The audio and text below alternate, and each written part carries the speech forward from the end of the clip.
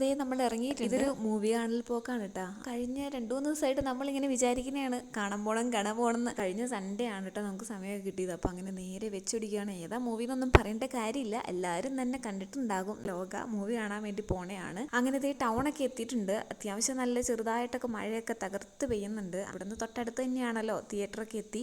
വണ്ടിയൊക്കെ പാർക്ക് ചെയ്തിട്ട് പിന്നെ അവിടെ നിന്ന് ഓടുകയാണ്. കാരണം സമയം ഏറെക്കുറെ ആയിട്ടുണ്ടായിരുന്നു കേട്ടോ. ഇവിടെ ദേ ഹൃദയപൂർവ്വം ലോക 2 മൂവി ഓടുന്നുണ്ട്. നമുക്ക് ലോക കണ്ടാൽ മതി. പെട്ടെന്ന് തന്നെ വണ്ടിയൊക്കെ പാർക്ക് ചെയ്തിട്ട് ചെടുപടേന്ന് ഇറങ്ങി ഓടി ടിക്കറ്റൊക്കെ എടുത്ത് പിന്നെ നേരെ കയറിയിട്ടുണ്ടായിരുന്നു കേട്ടോ.